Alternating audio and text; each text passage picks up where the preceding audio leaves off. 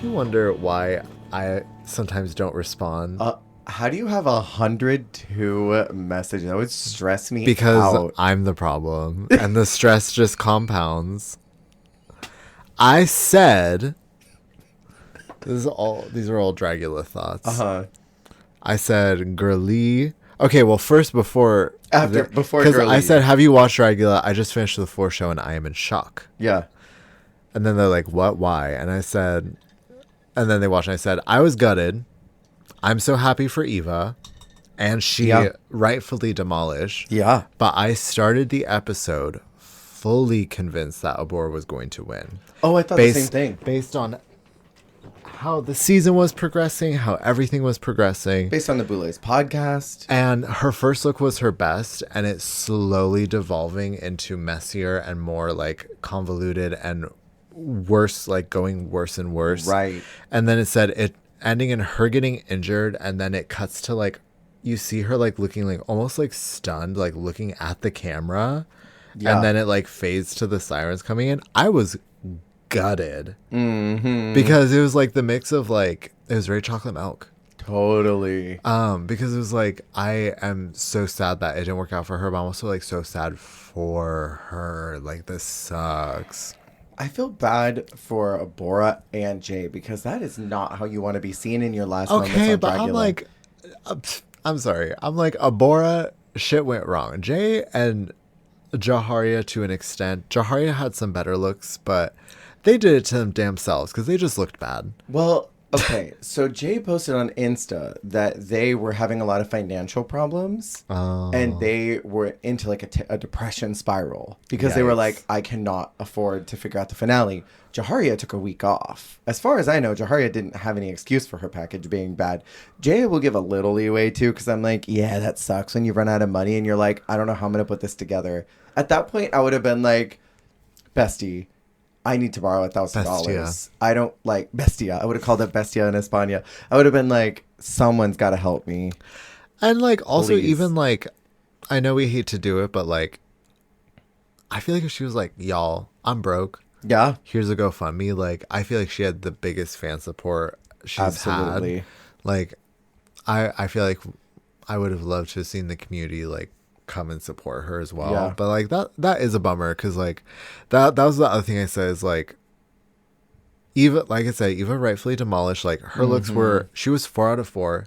She had the best look every single time. Yes. And like even like that death look where she was like rowing through like the ocean looking on like the boat, like I was taken. Yeah. But like from the get, like Jay coming out in that weird like wavy duvet thing, looking like Jax for that one runway where she did the song against Robin. You know what I'm talking about. You know what I'm talking about. Where she came out in that weird green and orange Nickelodeon slime look, and she did it in your room by the Bangles. And she did that weird like wavy slime like sploosh thing. She was giving that. Oh, I'm crashing out. You're not wrong. It was so that I was like, "What, sister? What is this?" Yeah, totally. High key, I was living for Jaharia's little slimy thing. It was like such a weird little Cthulhu-y snot that I kind of lived. The like amorphic, like absurd nonsense, like something straight out of the Substance. Totally. Jake said Substance too. It was giving very body horror. I liked it. I just was like, if I looked at that and I thought to myself, the other two people wouldn't have known who I was watching it with, wouldn't have known what I was talking about. But I was like, if Victoria Elizabeth Black as an alien with titties and a vagina giving birth is not drag, then like that is not drag. Boulets, like clock that tea. That is tea. That wake it up. Wake that tea up. Wake that tea up, sis. But I just thought, like, in general, Eva was 4 for 4. And I was really, I don't want to say disappointed, but I was really shocked by how much she wiped the floor. They handed her the win. I was really bummed. And I was not, like, it just was, like, it was clear. Mm-hmm. It was clear by, like, the floor show, like, midway. Yeah. by the time it was the wrap up and it was the three of them doing their looks because Abora wasn't there and they were doing the usual like end of the floor show devolving into madness, I was literally in shock. Yeah. I was like, Eva just delivered like a flawless 4 for 4 floor show. That is hard to get out. Flow show. 4 for 4 floor show. 4 for 4 floor show. Yeah, that's a lot. And like like everyone else was like 1 for 4 at best. Yeah, because it was like Abora's Atomic for me. I think Jaharia's Slime, and then Jay's Gun one was fine. I kind of like Jay's Gun one. Yeah, I agree. I think that was probably her best one. And then I kind of like the gold Jaharia. I think, was it War? What was that? Was it the I think the one with the gold, like it was very, it was very blight coated. It was so blight, wasn't it? It was very. I think that's why I liked it. I was like, this is such a blight cosmetic. It was totally a blight cosmetic. She's doing a blight event. It was the Plague of Locusts, right? I think is what that one was supposed to be. That sounds right. Yeah. But I think like everyone had at least one good look. But Eva had 4 groundbreaking, fantastic, bulletproof looks. Yeah, I was shook. What she was most smart about was she thought like a cohesive collection. Because like you're doing 4 looks, and they're the 4 Horsemen of the Apocalypse. Yeah. Those exist in the same world. Those aren't like pocket islands. And I feel like everyone was like, okay, let's figure out how these all exist separately. Yeah. Like Jaharia's, what does the COVID slime have to do with the Greek character, and what did that have to do with the Plague of Locusts? Like none of those had anything to do with each other, but all of Eva's were so cohesive that I'm like, yes, I could see all of this in a D&D campaign. And my favorite part of it was the punctuation mark of that crowning look where she's got that scroll with the plume on it. Like that was the D&D campaign that was written on her, and she like finished it. That is first. Yeah, that is first. And that was weeks ago since this happened. But today I got a comment from one of our regular listeners who said, I love how many España episodes there have been delaying us to get to All Stars 8. Right. They messaged me and said, I think I'm just going to skip All Stars 8 and just listen to you guys talk about it, because they've been watching with us. Dragging out the arguably was considered the worst season of España to talk about the worst season of All Stars. Easily. And we're still unfortunately having to drag this out because there's so many episodes. There's so many of them. I would have loved if this was the last part, but there was no way we could blast through as many as we need to get through. But we will certainly get through quite a few today, which leads me to the question, are we ready? The grimace. That's how I feel. These are like 4 of the episodes I'm least excited to talk about, because there's sort of like a North Star in all the episodes we've talked about so far. There's been chunks of things I've enjoyed. Yeah.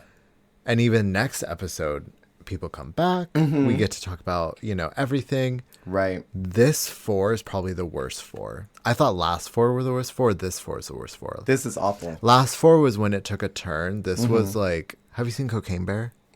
No, but I know it. I know like the general idea. This is more a specific thing. This is giving like your, like I'm being like dragged on the road, and like the gravel is like wearing my skin down, and like we're reaching bone. Like last episode, I fell out of the car. Yeah, and like now I'm like dragging along the road, and like I've reached bone. I feel that. I totally feel that. That is Dragula right there. That is Dragula energy. Filth, horror, glamour. Dragula. Well, hi, hello, everyone. Welcome into That Sounds Gay, a podcast where we discuss every season of Drag Race in chronological order. Last week was kind of a whopper of an episode. My name is Jer, and our gay sound presented by Jesse today is... Okay,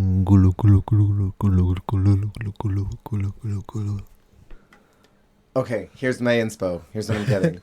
Your link in the water temple coming up for air because you had to switch cosmetics. So that it is very that. Really, I mean, really what it is I was reminded of that meme from like probably like at this point, like 2012, where it's like, don't drink water after eating fish because the fish will swim back up. Oh Like, my gulu, God. gulu, gulu, gulu. Do you know what I'm talking about? Oh my God. I think I know what you're talking about. I was reminded of that the GULULULULU, the gulu gulu gulu gulu gulu, like that. I think about that a lot, and so this is one of those times. I don't blame you, honestly. Last week, for All Stars 8, we talked about the supermarket ball, the acting challenge, and the snurskirm. This week, we are starting with episode 6, Joan the Rusical. And I gotta know, have you seen Mommy Dearest? And not just Alyssa Edwards doing Joan Crawford in All Stars 2. I'll be so real. I watched it a little bit that one time, but like not really. It's manic. And like, okay, can I say? Yeah. I watched Whatever Happened to Baby Jane. I watched that in theaters. There's a historic theater that was doing not when it came out. I'm like, Jess. I'm true to this, not new to this, baby. No. Me and my friend went to a viewing of it at a historic theater. Yo, that's crazy. And we watched it for the first time together in theaters with an audience of boomers. Oh my God. And it was, I felt crazy. Yeah. I've heard that it's nuts too. And like, can I just say, I mean, maybe I'm like iPad baby, like Coco Melon. My brain is diluted from short attention span. But like, I don't think I can watch anything like pre-1980s without feeling like sick in the head. That's fair. Because like, I watched Rosemary's Baby and that shit was like 5 hours. Like that was like Lord of the Rings director's cut to get through. And it was good, but it was like, I think some stuff is just not for this age. No. I think that we are rotted and diluted and worn down and ragged and Zero attention span. Gotta keep scrolling. Ran through mentally and physically. But that's episode title. Ran through mentally and physically. New shirt inspiration. Okay, I really want to start making shirts of some of the things that are said on this podcast. Do you remember in iCarly when they would have the penny tees? And it would just be like a shirt that said like, you know, soup on Tuesdays or something. And it had like a little, do you know what I'm talking about?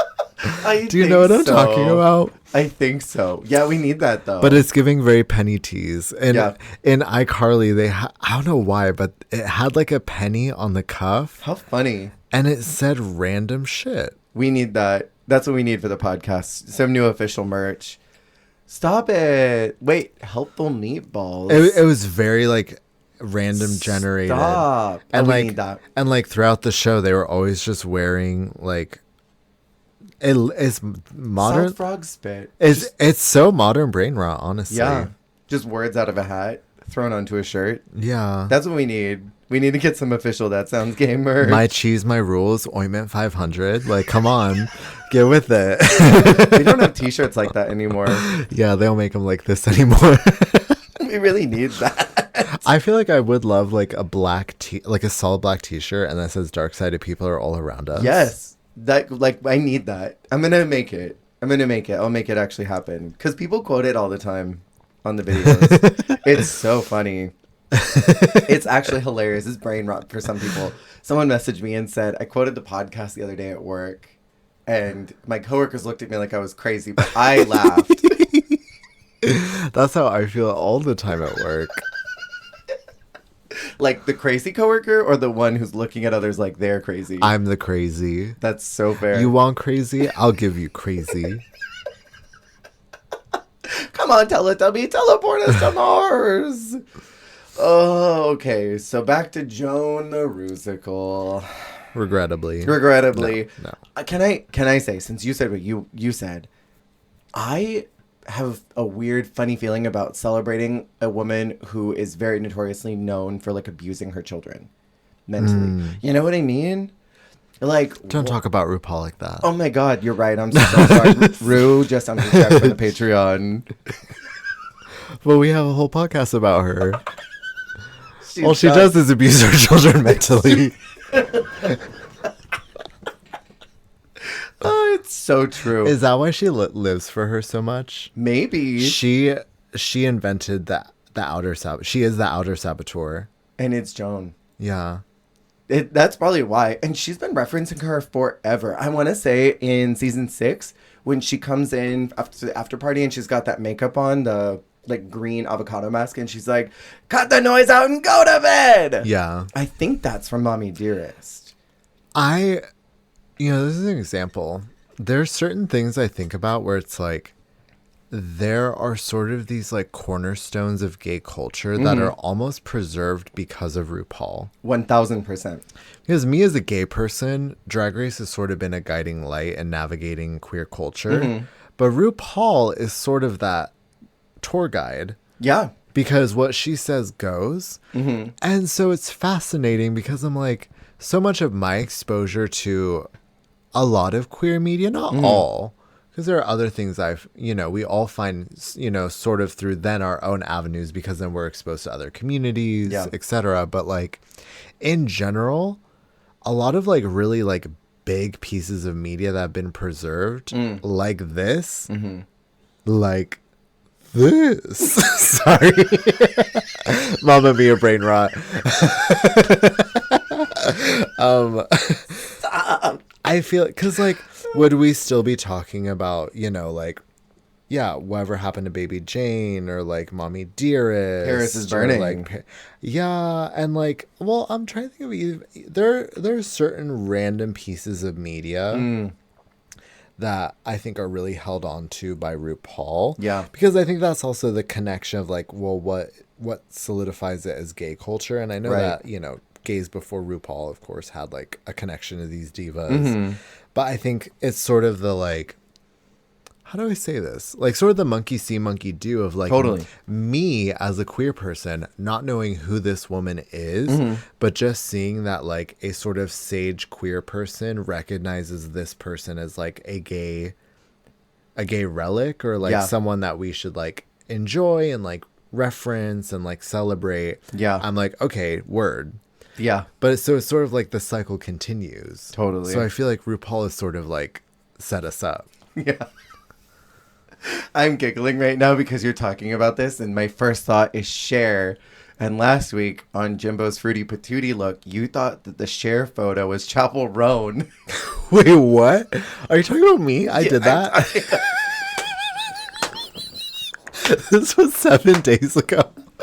Last week, 7 calendar days ago, when we were talking about Jimbo's Fruity Patootie look, you were like, why is Chapel Roan on her titty? And it was fully Stop. Wait, I need to show you this, though. Look at her name. Look at her name. Chapel Gnome. Baldur's Gate meme. That's hilarious. Is that a meme reaction photo from your folder? Yes. It should be. That's fucking hilarious. That's crazy. Isn't it? I have no recollection of saying that. I am in trouble. I am so deluded. Like, you could never subpoena me. Oh my god. I need a fan. I'm dying. Oh. Okay. So Heidi left, right? That was where we left off last week. Jimbo's feeling embarrassed about her lip syncing, which she should, in my opinion. Good. Good. And Candy is really worried, not about necessarily Heidi leaving, but that seeds of doubt have been planted. And throughout the next string of episodes, this is a constant storyline with Candy. Like, I hope that they don't send me home because what Heidi said, they're going to send me home for that.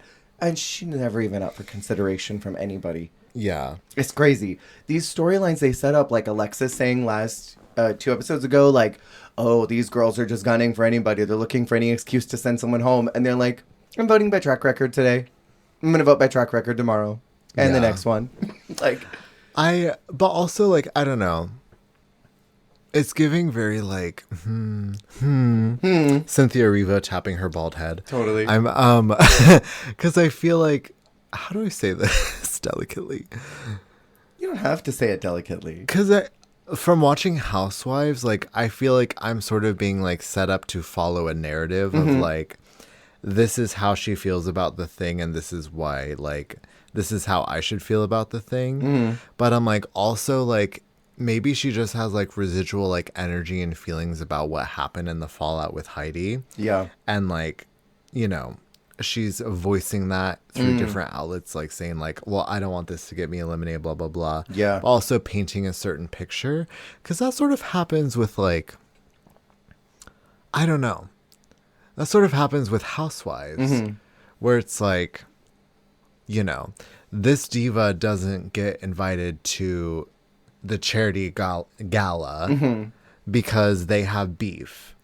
But because this person has beef and didn't invite her, she's like, oh, well, you know, it's so unfortunate that she can't come because, you know, she has no morals. But it's like, no, it's just because you hate her and like, you know, you don't want her invited. But it's like they sort of like reframe what is happening so that if it does play out that way, you're like, oh yeah, that's why. It's what I'm saying making sense. I see what you mean. Yeah, they sort of frame the image as being something that we as the audience should look at and go, oh, okay, I see what you're seeing. So that in the eventuality that it goes that way, they can be like, aha, I was right. I already put it out in the world. That's what was going on. Yeah, and it's sort of like reorienting your perspective of the situation of like one side of it sort of heavily voicing their feelings and their perspective of the fallout and how it's playing out and how it could affect them. I think it sort of like helps fill in the blanks of what happened there, and then it ultimately shifts your perspective. Right. I get what you mean. I think what ultimately ends up happening is that have you seen that meme of the one, it's the guy who's like, I believe this thing is happening, but I can't prove it. And he's driving his car like very intensely. It's literally that. Like, that's this whole season. All the confessionals are literally that meme. Like Alexa saying, I know that they are gunning for me, but I can't prove it. Candy saying, I know that Heidi planted seeds of doubt and they're going to eliminate me, but I can't prove it. Like, there's literally no logic behind what they're saying. So even though they're framing all of these confessionals a very specific way, we have eyeballs and are seeing that's not what's happening. So it almost makes them such unreliable narrators that, in a way, this is crazy big brain, like, I'm that, when, like, the Bluetooth activates meme and the Android is, like, blue everywhere. I'm not right now. Because, like, Jimbo is a super reliable narrator throughout the whole season. It almost double sets up that Jimbo is more of a reliable character to win the whole thing. Because, like, Alexis looks unstable. And Candy looks unstable. And, like, Jessica's sort of just like, I'm here and having fun. But, like, Jimbo's constantly narrating the season accurately. So from the very beginning, it sets up Jimbo as, like, a major endgame player because she's the only reliable narrator in the season. That's crazy. Everyone else comes off paranoid. I haven't thought about that till just now. We were talking about this and my mind activated. I think I tapped into your unwellness. It's giving like that the sweater you're wearing right now is picked out for you by the people in this room, like from a pile of stuff. Yeah. Haunting. Yeah, and I want to say this now, I'm going to jump super ahead, but it's interesting, and I'll say it again next week, that the two non-US contestants who are lip sync assassins both co-align with Jimbo's narrative. They may as well have just put Rita Baga in there since she was the one who sent Jimbo home the first time around. Because they got Pangina who sent her home in Versus the World. They got Priyanka who won her season. They should have said Rita in there. Just, reset the scales. Yeah. I have a lot of conspiracy theories involving Jimbo because I already have suggested that I think that it was set up that she was going to win. Maybe I'll say it now. So then it'll be a reiteration later. It's interesting that they do not do it if you're not in the top, you're in the bottom until Jimbo finally gets that win near the end of the season. And that's when they do it. And it also happens to coincide with the exact runway that's Snow Bunny's. Because she's from Canada and it's cold. She's in the Illuminati. She's a production plant. Did I ever tell you, when I was reviewing season 5 of Canada, I referred to Xana as a production plant at one point, like totally joking. And she added me on Twitter and said, I'm a production plant. Fierce. Oh, right? I hope Xana's doing well. Are you going to watch Slaycation? I must. Her and Fierce in a room? I've got to. I didn't watch the first one, but... Did you see the fight? of them talking about who was the villain. Oh, Jess, it's so sickening. From this new season? From this one right now, they're sitting at a table having breakfast or something, and Fierce is talking about how she was the villain of her season, and Alyssa gathers her up and is like, oh, so you think that you invented villainy? Like, you are the one. And her and Xana get into it about who's the villain of Canada, and Fierce is like, well, it was just the way that I was presenting things. Like, I was telling them the truth. And Xana was like, yeah, but I was getting those girls together every day. And I went in with the intention that that's who I was going to be. So who's the bigger villain here? It was so fierce. I watched it and I'm like, I must watch this whole thing. I must perceive it. I love that. I'm happy for Xana. Because I saw people that were like, why is she there? No, like, not shady. Not me. Well, I'm shady for saying that. But like, I feel like she makes sense. Like, yeah. I feel like she's just like destined to be in front of a camera. She's a star. So I feel like any opportunity that they have, like, to give her some more airtime, like, I think the comments just meant that, like, because I think she's sort of like very like separate from the rest of the cast. Yeah. But I think that she makes sense just for like a reality TV spark. Like, right. I love watching her. I missed her. Yeah. So what, wonderful. A year? I miss that energy. Me too. She's built for it. Her voice lives in my head. Like, she narrates my life sometimes. I just think of her in like a cunty black wig, like slick to the face. Yeah. Like a very like kind of like Betty Page-ish wig, like. Didn't she play Betty Page in Snatch Game? So that makes sense. Oh, maybe that's why. Because I'm picturing her and just like that nice like fitted to the face like sleek black wig, saying some vile shit. Yeah, totally. I love it. I love it. And then her with Silky and Fierce. That's a recipe and made for good things. That's what I love about shows like that is like random girls thrown together. Mm-hmm. Big Brother style in a house, just film them doing things, talking. Yeah. It's almost like the Vegas show that they did, that little random one. Yeah. Well, and I love main season girls who can't be bothered to like watch the other international seasons. Yeah. Like getting a rude awakening from an international woman who is far more devious than they could have ever anticipated. 1000%. They were probably, I'm sure, because I'm sure that Silky watched, but I'm sure that Alyssa and Nikki were not ready for what Xana and Fierce were going to bring. Fully. I mean, like, some of the women are too... some of the women can't be bothered. Some of the women are too busy. Mm-hmm. Some of the women do support everyone. Yeah. Like Akira, who watches every single season. Totally. And loves every single person. Angeria. Yeah. Mm-hmm. There's a lot of names in the Drag Race universe. Angeria is the body. It's giving Veronica Victoria. Oh, no. That's what this is giving. Oh, no. It happens all the time. Oh, no. I feel like now, every single time I talk about them, I'm going to mix them up. You're going to mix them up. I mean, I've already started mixing up names. The other day, I was talking about someone with a V name, and I said Vivaldi. Wait. Oh, my God. Akiria's the body. Wait. No, but what's Angeria's last name? Paris Van Michaels. What'd you think it was? I'm like, Angeria and Akira Davenport. There's too much Drag Race that we've covered. It's a good thing we're extending these seasons out because there's too many of them. And it's so funny because I would have been closer because I said, when in doubt, just throw out Davenport or Michaels, but I threw out the wrong one. You should have said Davenport McMichaels and you would have been half right. God. That's a full drag name there. Davenport McMichaels. What else could you throw in there that's like the regular house name? Or what about like a drag king, Michael McMichaels? Oh, yes. I think Morgan has a drag king kid. I don't want to spread a lie, but I thought Morgan had a drag king kid. Morgan is the body. Morgan is definitely the body. Okay, so back to this horrible Rusical. They get to choose their own parts. And a lot of it revolves around Candy. This was a very clunky episode because it's all about how she went home in her Rusical. But they do not talk about the fact that, they glaze over the fact that Jimbo went home in her Rusical. They glaze over the fact that she went home in the Versus the World. Oh, it's Toto. Yes, Toto. You were like, what Rusical did she go home in? I'm still thinking about Angeria is the body. Oh my God, you're stuck. Akira Van Michaels. Wait, what's her? Akira Paris Van Michaels. Veronica bonk. Greenscon. I'm so bonk right now. They barely talked about the fact that Alexis almost won her Rusical, but her runway was boot nasty. Boots. And then they... Wait, why did I write the original Joe Black?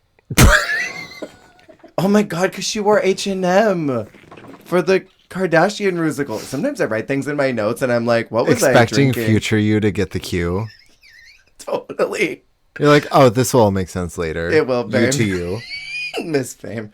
And then Jessica was in a rock band. That was a huge part of her storyline in season 2. And she got the rock role of the musical. And they barely talked about that. Oh, yeah.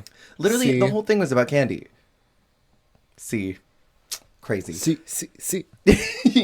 So let's talk about these really quick if you want to. They get to sing their own vocals, which is kind of cool. Which I like. I feel like my favorite flavor is either, when they have a nice track or they're lip syncing to mastered vocals of themselves. Yeah. Never make these women sing live. No. Never. Never, ever. I feel like if it's going to be their voice, you better auto-tune the filth out of it. I just hate when it's their vocals and they don't master it or do anything with it. It's just raw. Raw is not law when it comes to Drag Race. Raw is not law, Roach. That is rotten. What do you think about Kahana as the MGM queen?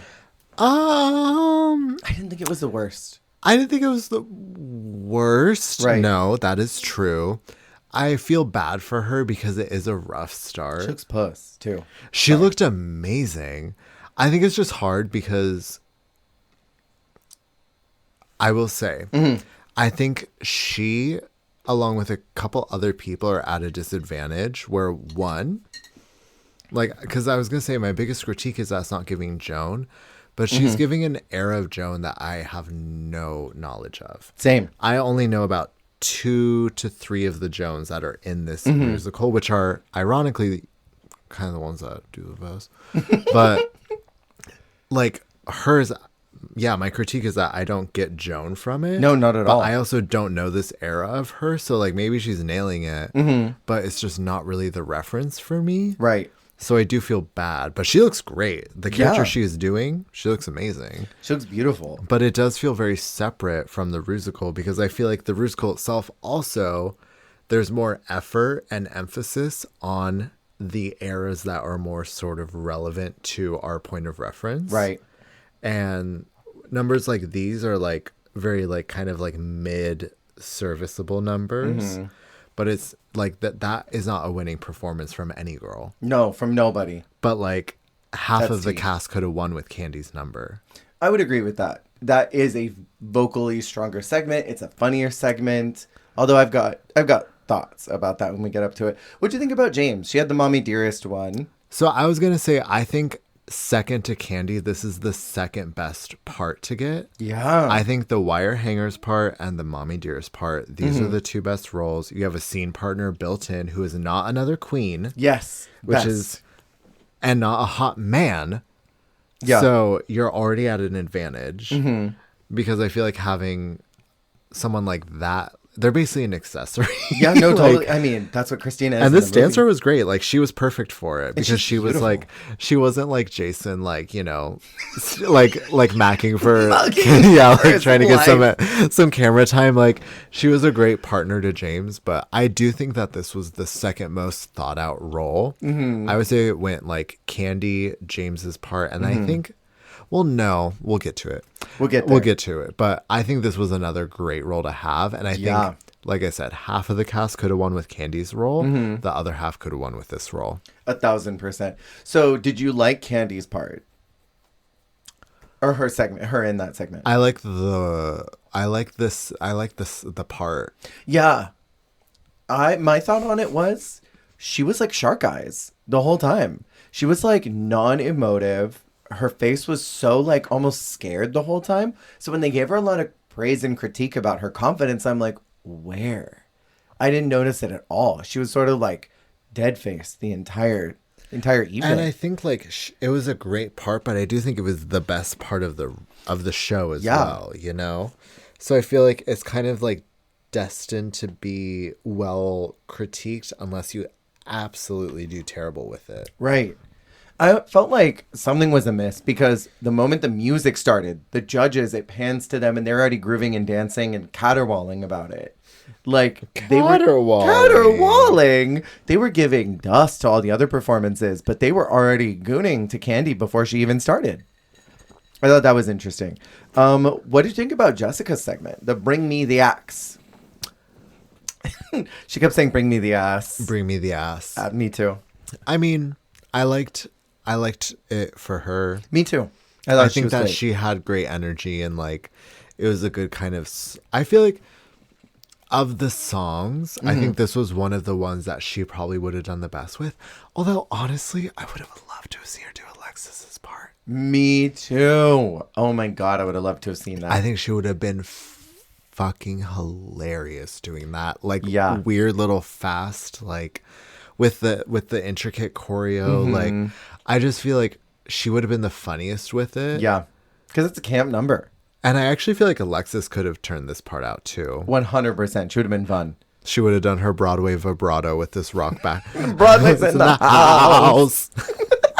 What do you think about Lala Ree's Let's Go Jones segment?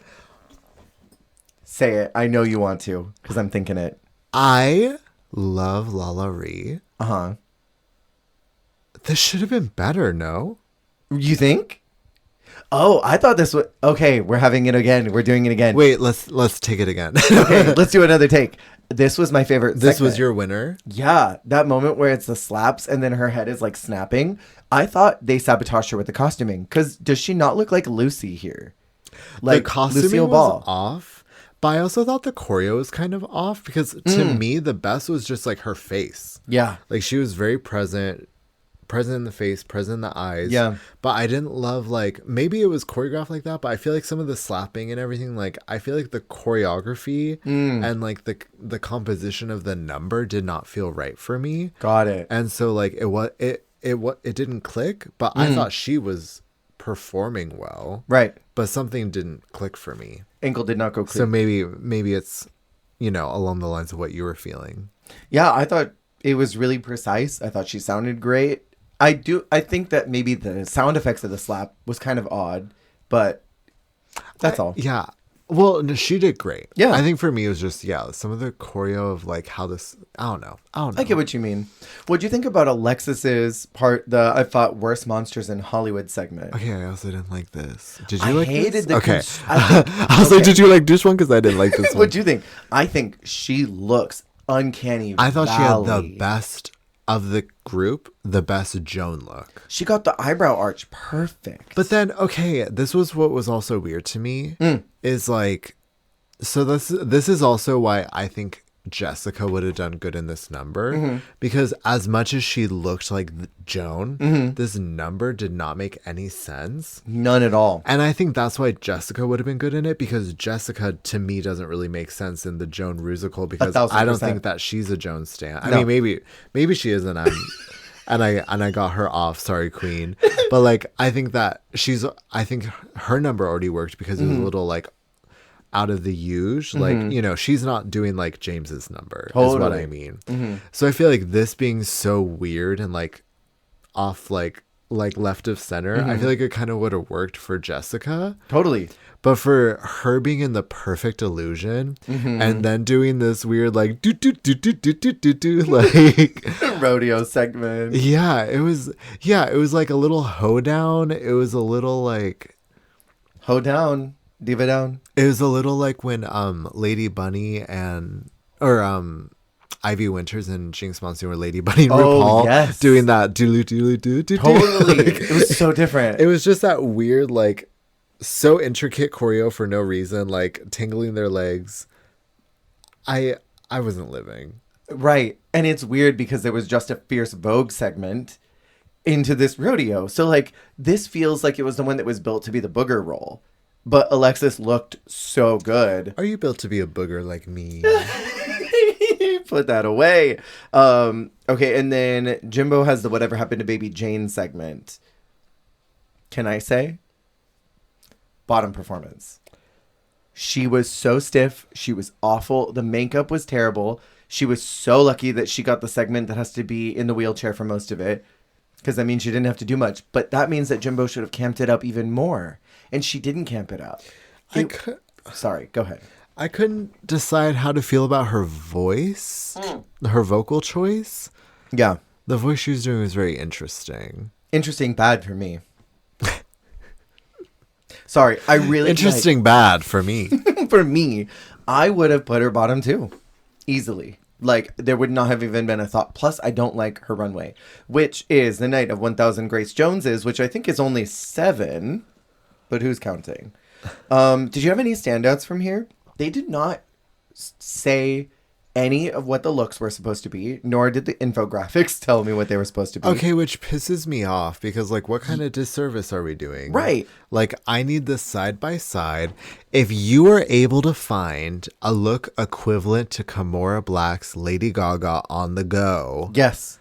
If you could find the next best match to that, then you can find the exact references that we're doing and like clue us in, and like it's just annoying. Right, because I think you've said in the past you enjoy Grace Jones.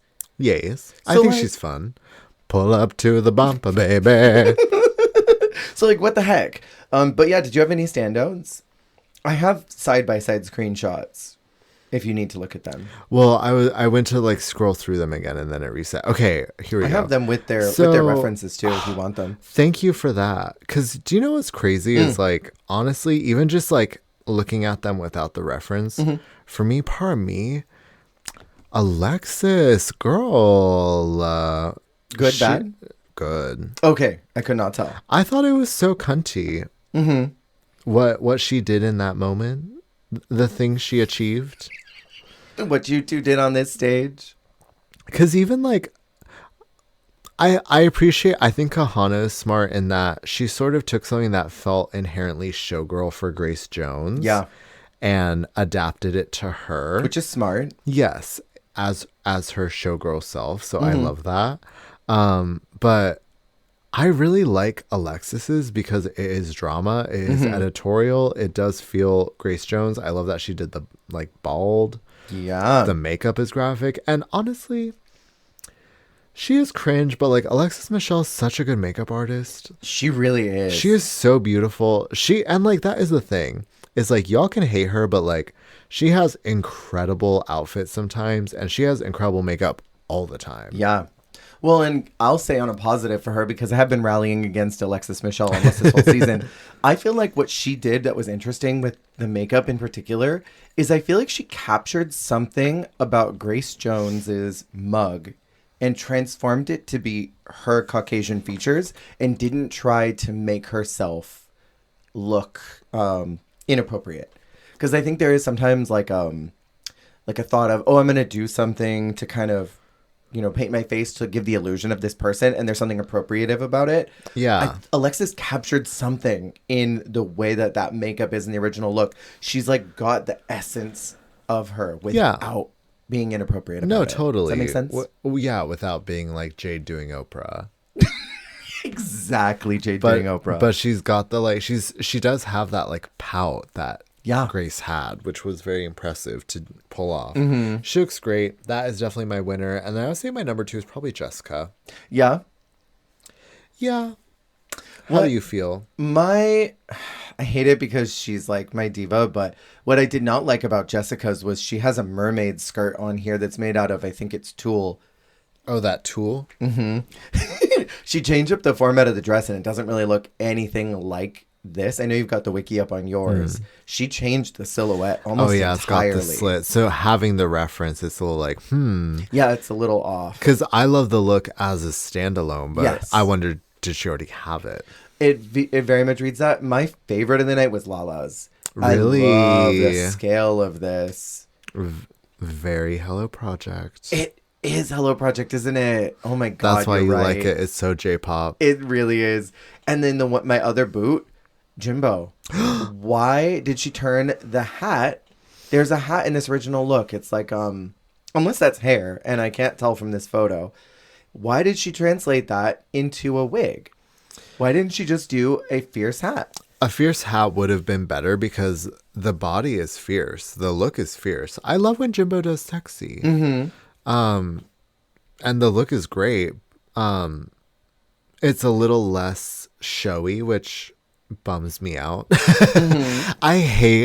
That's another pet peeve. I hate when a super scandalous or sexy look is sort of censored in its adaptation. Yeah, totally. So that the like adapted material is less showy than that. Yeah. I'm like, fuck off. Like, I don't know. If they were in a bra and panty with wiring over it, then I need to see a bra and panty with wires over it, you know? And also the dress shape is awkward on Jimbo's too. Yeah, she does I like her doing sexy, but I do wish that it was more true to the original. Same.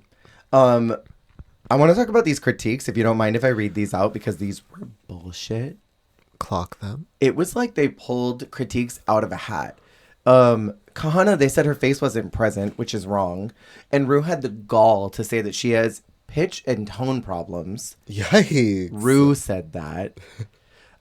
James, they say her tuck was meaty. Scroll up to James's look.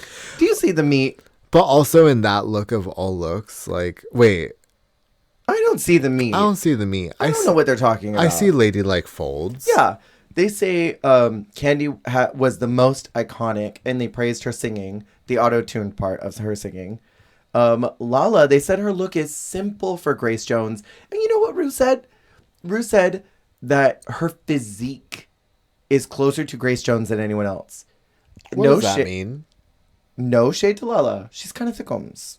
She's like a thickums average girl. Grace Jones is like comparable to Kahana's body. Like Kahana's got her physique. I would say so. Why? I don't get it. It was literally like they drew names out of a hat and we're like, this critique is for you.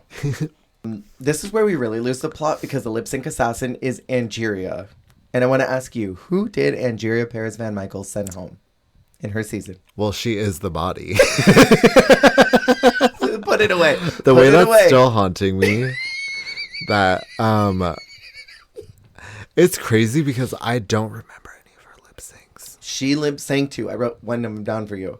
She lip synced to Telephone with Willow, where they both stayed.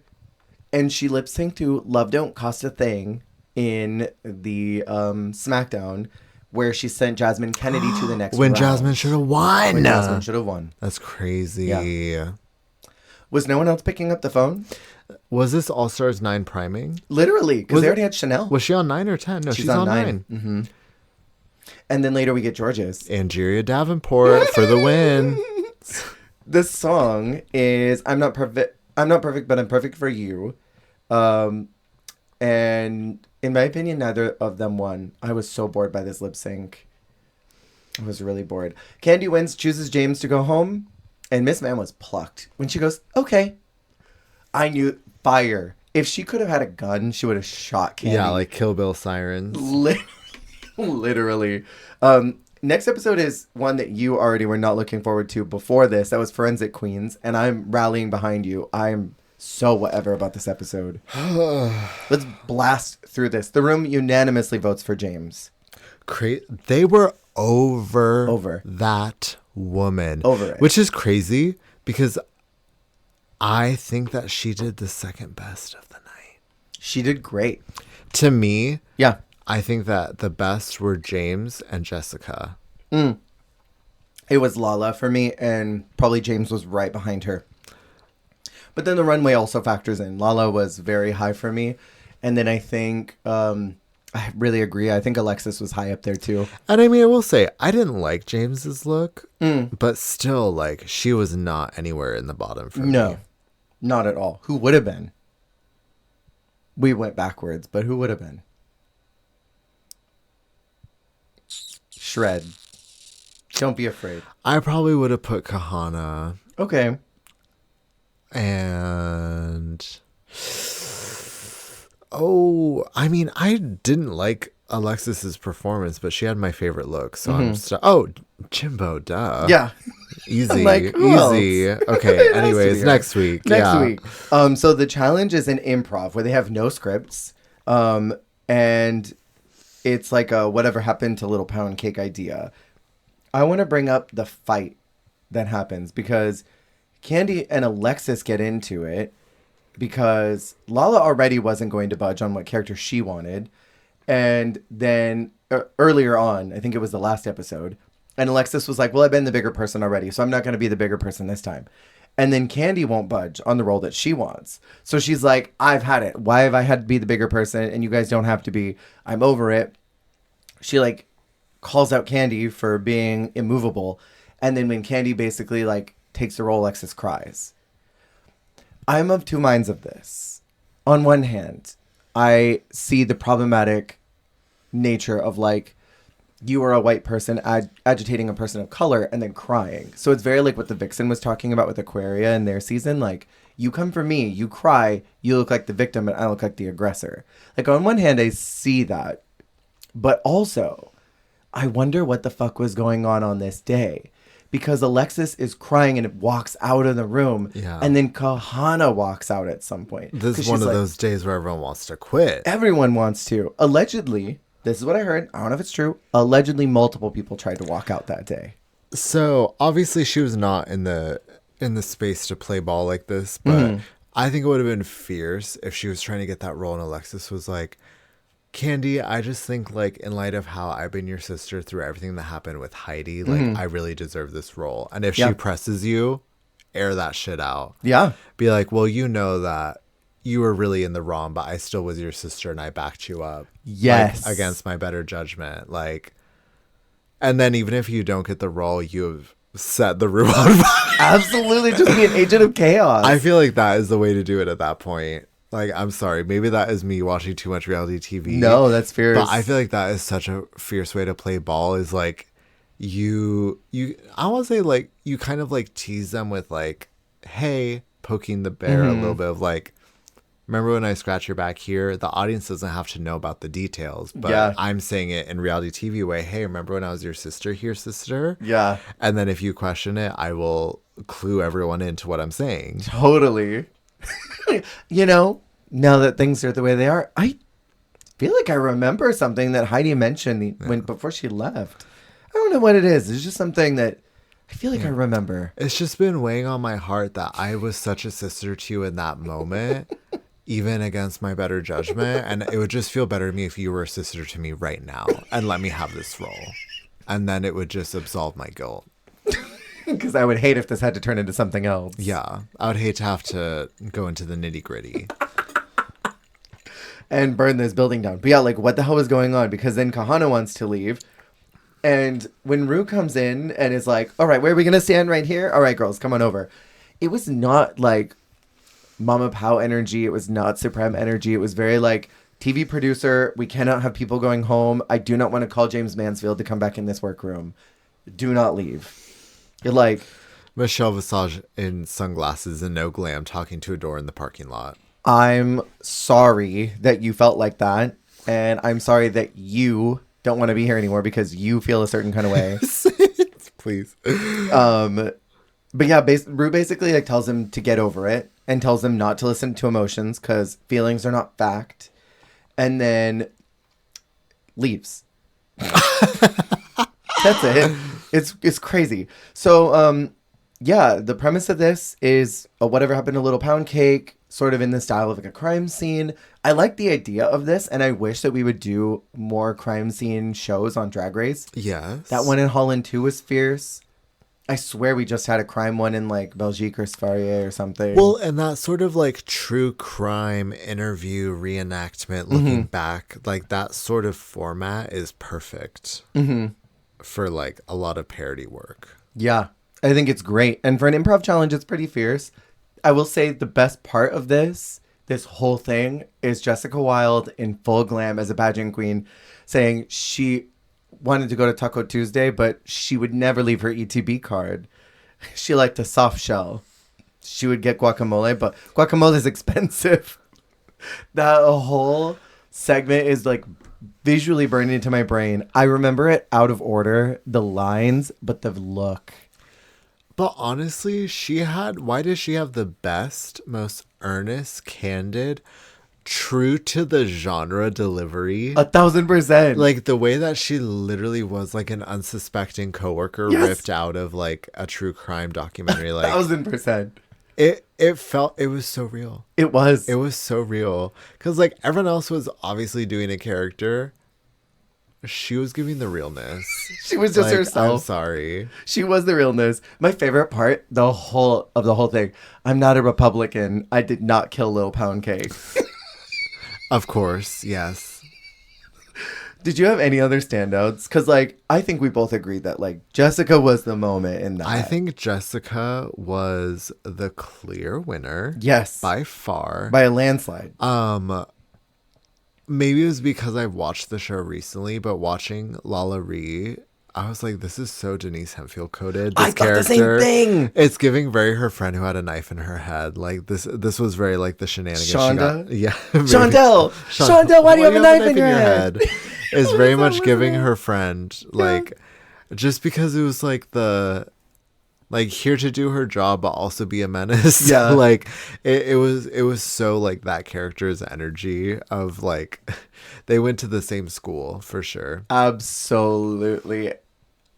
Oh, honestly, the winner of the challenge after Jessica clearly was RuPaul. Oh, you think? RuPaul in that reenactment. In the little bus driver wig. It's very a precursor to her TikToks. Like this is very much the woman that we see on TikTok every day. 100% doing crazy stuff. Yeah. Can I ask you before we move to the runway, unless you have anything else you want to say about this? No. Okay. Is this look from RuPaul, is this a promo look? This looks like Down Under. Like this looks like a promo for Down Under. The license plate belt is crazy. You better work. You butt work. You butt work. Have you gotten butt work like Ru? This literally looks like a promo look. It does. We'll put a pin in that. We'll have to look into that, yeah. Okay, so the runway category is Miss Fill in the Blank. Did you have any particulars that stood out to you? Or would you like to discuss each one of them? I'm really glazing her this week. What is that? Alexis? Okay. I feel like Miss Manpig. Listen, I feel like lover, hater, Alexis really did figure her runways out this season. Yeah. She has a couple that are very much back to her old ways from her original season. But even her original season had a couple good runways. And she had the best promo of her cast. Yes. And I hate to say that on her original season. On her original, yes. And one of the better ones of this season. Totally. Although everyone on this season Everyone looked great. amazing.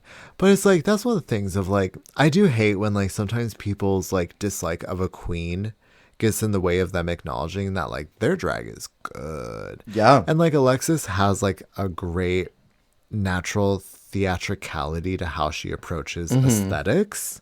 And I think that that can be very powerful when translating to drag. Yeah. If you already have a natural like showmanship and like theatricality to how you approach drag or like looks, that can work in your favor. And like, I don't know, this look is crazy. It's so crazy. This look is crazy and diluted, but she is so brave. She's so brave to go out in a piss-stained jockstrap with a fisting hanky and be like, I love all of these things.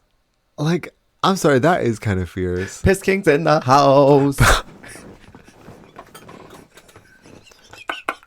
You just transcended. You went to another universe, died, and then you're slowly coming back to your body. I love, I'm going to let you absorb that for a little while. Not absorb with Piss King. I kind of am in love with the stupidity of Jessica's Miss Sausage Party. I don't understand it at all. It's so dumb, but I kind of love it. Did she just happen to have this? Yes. And she said sausages. But then, even if the look was pre-existing, the dress, how did we get here? Because then I still want to hear her being like, well, I could take this dress and I could get sausages. I could be Miss Sausage Party. Like, imagine being her friend on FaceTime and she's like, so I'm going to make a tiara out of sausages and I'm going to like carry like sausages like Adele carries her Grammys. And I'm going to have sausage boas and like, and I'm going to be Miss Sausage Party in this dress. Imagine being the friend. And they're like, okay, why? Why not? She said. And I love that. You know what I don't understand? I don't understand Lala's Miss Bootlegger. Like, what is that? Oh, Bootlicker? What? bootlegger. Bootlicker. Liquor hole? They have a liquor store called Liquor Hole. I would go there. And then also, can I say that Candy's Miss Arrogant? Do you know what this is giving? Petulant? What? Yes. It's her bag ball. Oh, it is that tea, isn't it? That's her bag ball. If you don't have some quality. Get the fuck out of here. Yeah. Oh, wait. Well, is that intentional? Well, I don't know. Maybe. I think it is intentional because She didn't talk about it. didn't Misha Amon call her arrogant? She did. Maybe this was, and she just didn't talk about it. Wait, that's crazy that she didn't acknowledge it because, yeah, Tamisha called her arrogant. This wasn't her storyline week, so maybe And- that's why. But this is her bag ball. That is fully So it's the same colors. I think that is intentional Maybe. because that is the look she was wearing when she was called arrogant. Yeah, she didn't talk about it at all. That's crazy. You know with what? With this Whoville ass wig. That's sickening, though. If that's what she was doing that for. I liked it. Too.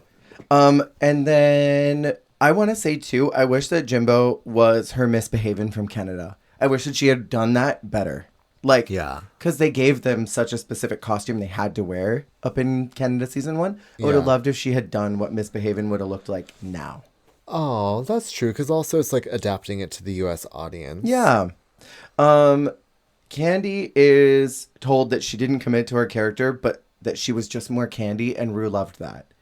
And I'm thinking of like 1,000 critiques where Rue says, or Rue or Michelle say, you were just playing you. And that's like a major detriment.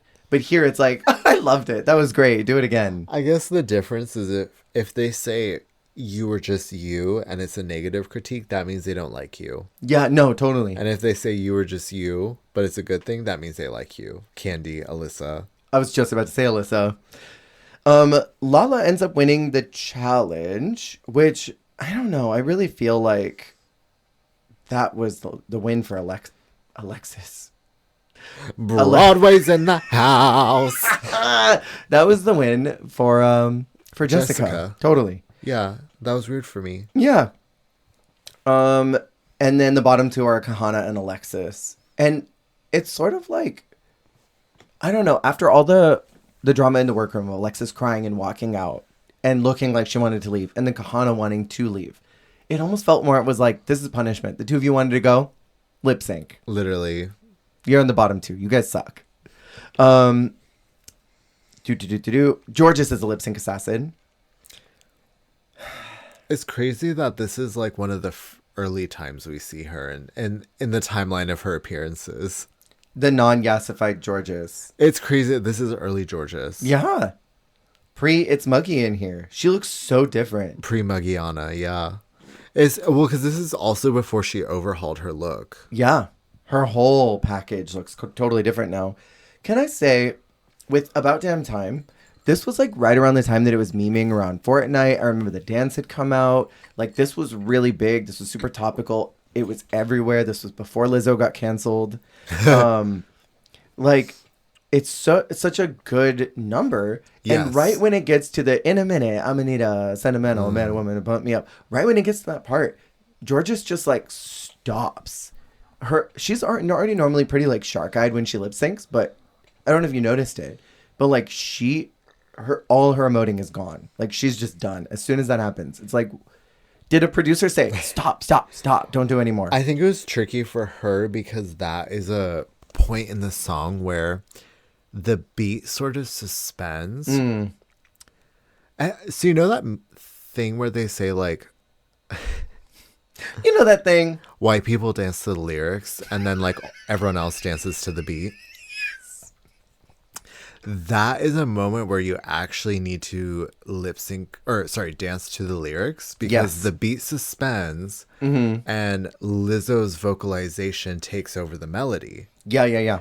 And in that moment, it's less about dancing, matching a beat, giving like choreo. It's more about personality. Yeah. And so you are sort of forced to like perform that in a more personality forward way versus a choreo body dance heavy way. I get which that. I think is more George's tea up Totally. until this point.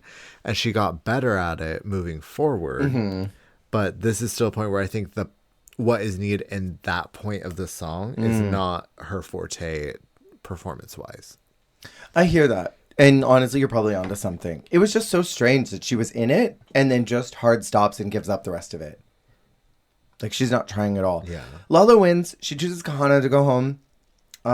Which, I mean, this is going to bite her in the butt later.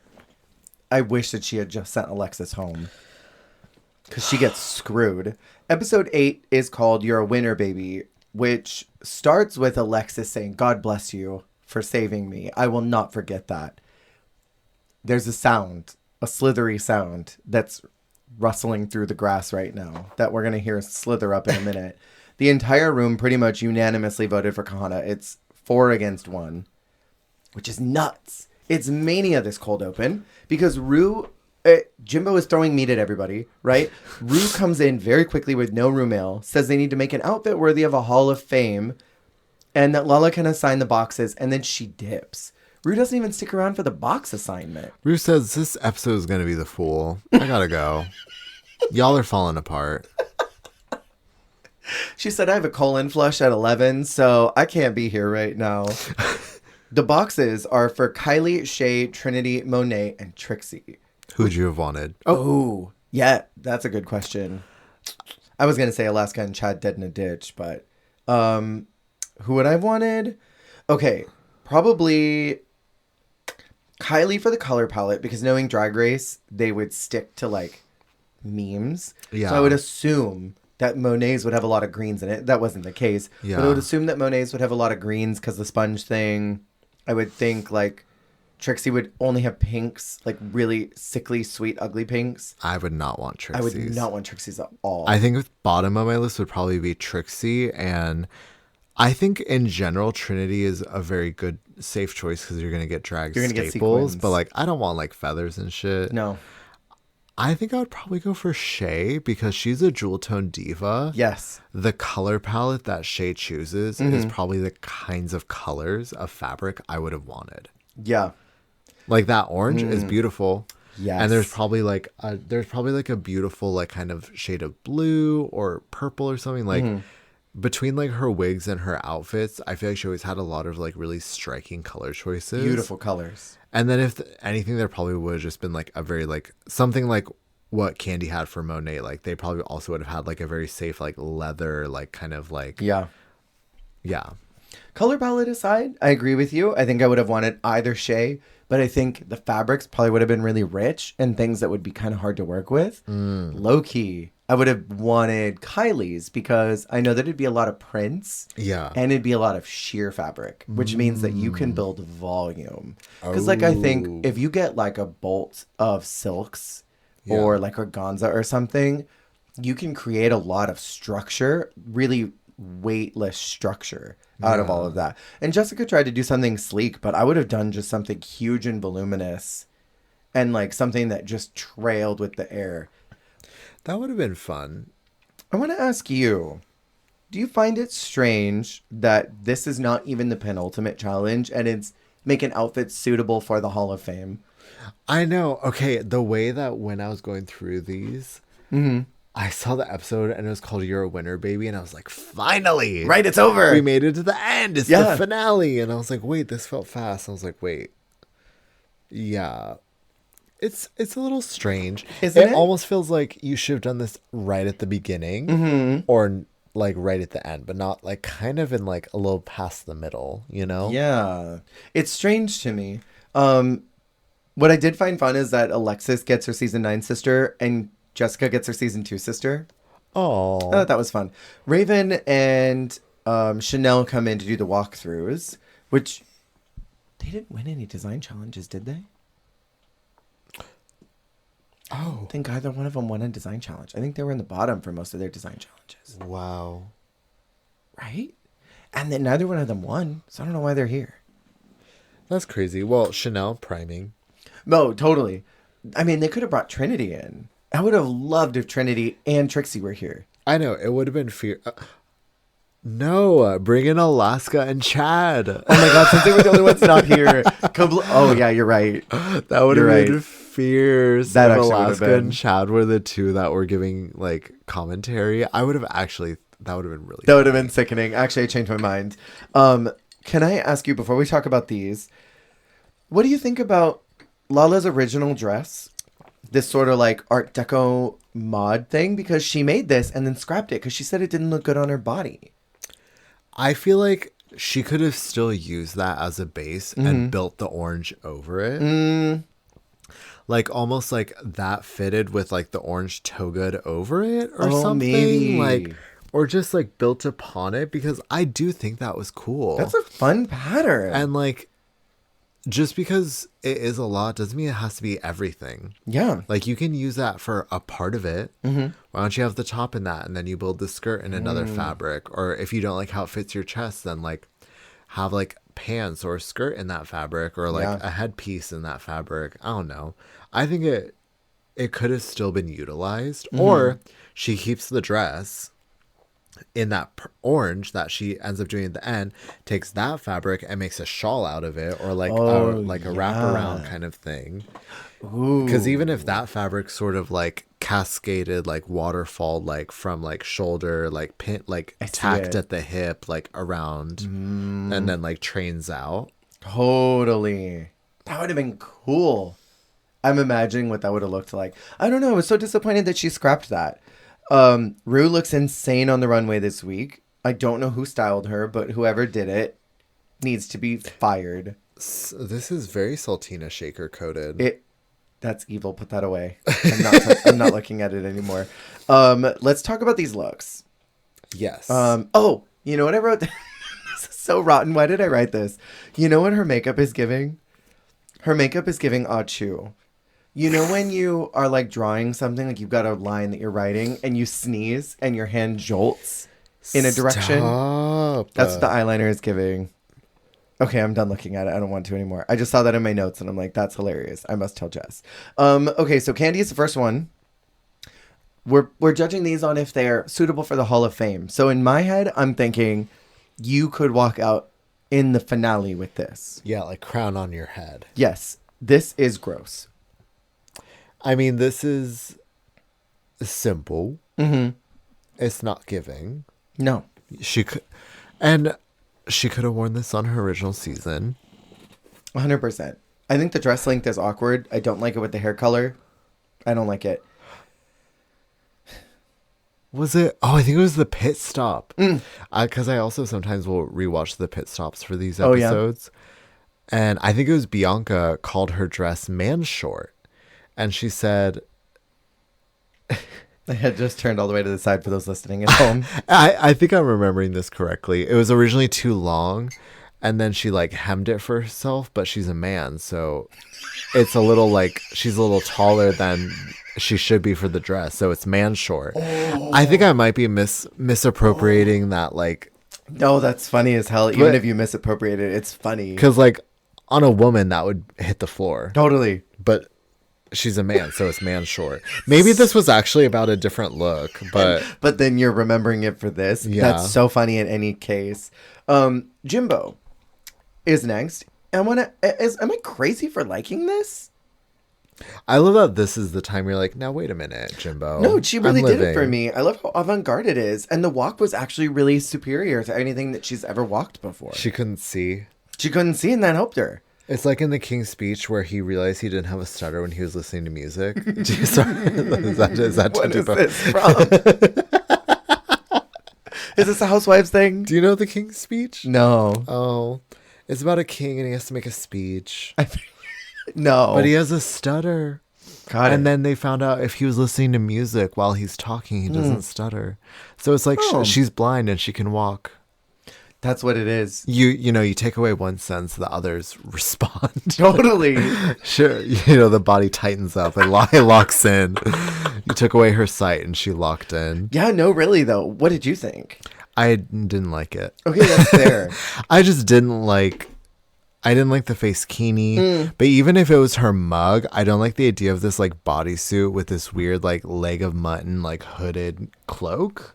Okay. I think that's valid. It's your opinion. I also just think that the fabrics she got were ugly. Yeah. I think know how she could have made any of those cute. Yeah. I think this fabric is begging for like holiday, like resort, not like winter resort, you know, like tropical, like something summery, something like poolside or like sporty, even like a tennis look. I don't know. The floral fabric wants to be a pillow on a lounge chair outside at the Trixie Motel, and that vinyl wants to be a pool floaty. It is resort. If you could make that, that would be fierce to take this pink fabric and make like a strappy bikini, and then you take that yellow fabric and you make pool floaties. And oh my god. Yeah. That would actually be so sickening. It's not finale at all, but that'd be sickening. Oh my god, yeah, I forgot it's holiday. It's supposed to be finale. Oh, it's supposed to be winter. At least, okay, I will say, there's a sense of regality because of the covered upness, the length, as much as you can convey with these fabrics. Yeah. There's no way to give, like, Hall of Fame with these materials. No, not at all. These are ugly. I don't even think Trixie would wear those. No. Lala is next. Why does she look like a Flintstone?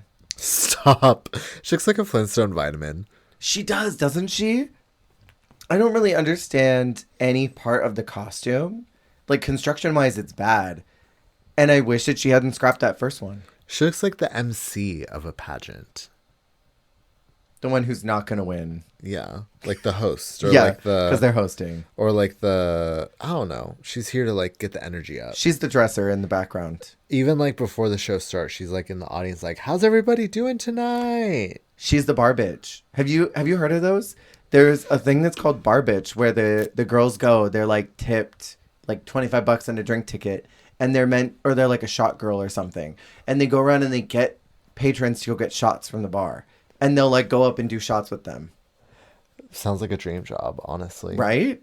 Get up in the geesh and make people drink. Yeah. That's all you do. Willingly. What did you think about Alexis's? Alexis Michelle in purple. Oh, it's like Alexis Mateo. Alexis Mateo is I here. forgot she existed. She's still here. I mean, she is the best of the bunch, isn't she? Yeah, the lines that she got. I mean, where's the seam on this? The lines are gorgeous. The dress is gorgeous. I just don't like feathers like that. I don't like the feather headdress, but the dress itself is stunning. Yeah, I just wish she did something different for the wig and the feathers. My problem with it is it's supposed to be translated through their aesthetic. I just see Trinity in this. Well, what is Alexis's aesthetic? Man pig. So true. Filthy. She should have had a fisting glove on. She should have constructed a fist, had it dragging out of her booty cheeks, and then just carrying that down the runway. So true. Well, because, like, to me, like, the dress is Alexis enough. Yeah. It would have been more Alexis to me if it was a ball gown. Totally, yes. But even in the presentation, like, if she had sleek black hair or, like, just something, like, more fitted or, like, kind of, like, what's the word? Sculptural. Updo. Like an updo that is, like, dark and sculptural, and then she has feathers worked through it. To me, that is more Alexis than this down, like, peach colored wig. Yeah. And then that tufted tulle in the background, or the back of the dress. I don't know if I like that. I think I agree with you. I think if this had been a ball gown and used all that tulle to fluff it out, that would have been really pretty. Yeah. That would have been elegant.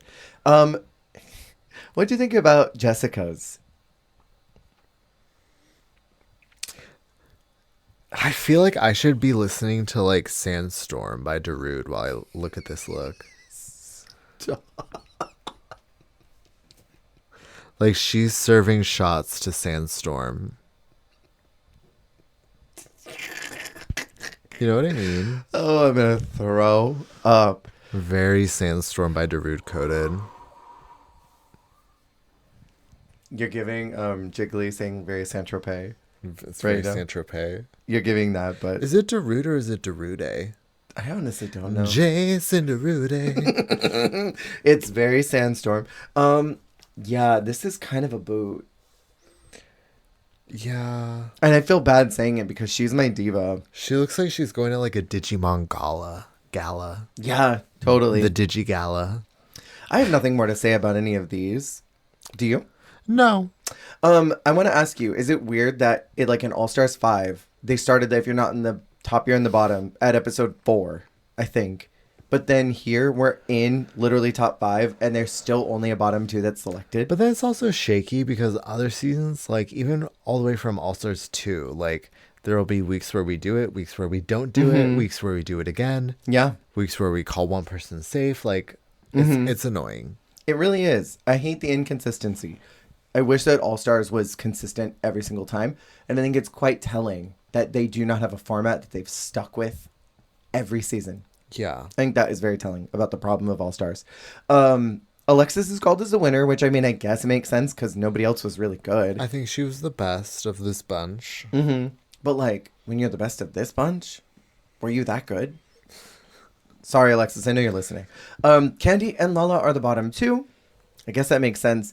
And I want to ask about that sound, that hissing sound in the grass. Do you hear it slithering again? Because I hear it. In this Untucked, Alexis specifically tells Lala that she will not forget what happened last week. But her immediate and only question is, what will it do for our relationship if I pick Candy to stay and I send you home? I'm like, what the fuck kind of whack-ass question is that? Already thinking about the fallout. But it's like, does she even have a relationship with Candy if she sends Lala home? Like, it's just like, it is just kind of like getting in line. It feels like. Maybe she is besties with her and I don't know her like that. But it's just like, also like, is this not the bitch who made you cry last week because she didn't give you the role you wanted? Yes. Like, I don't know. Strangers play to win, diva. Right. Play to win. And she's been like, oh, I'm track record, but maybe I have to do something else. I don't understand.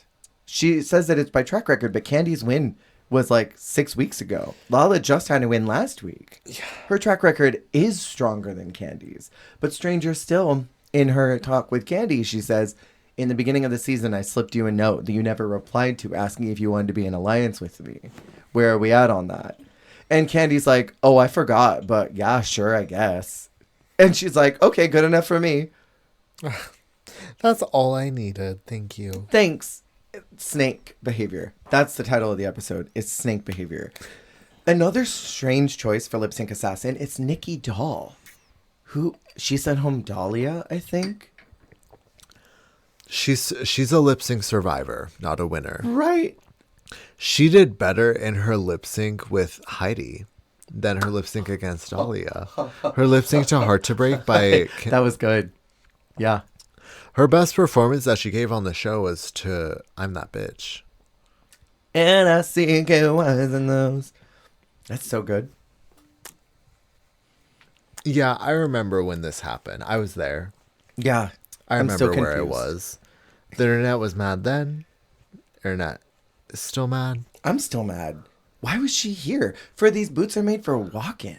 They should have had Orion's story. Honestly. Could you imagine? I just have one more question. Are you ready, Boots? This was so Alexis coded of a lip sync. Yeah, it is. Who else would have lip synced to this and done well? Why is she, what is that weird thing that she like can only lip sync and win to country songs? Literally. Because usually like that genre is like a kiss of death to most people. But that is like the only genre that Alexis can turn out. She can only do country. And that Baby I'm Burnin', the Dolly one from her season, that was so good. I still think about that sometimes.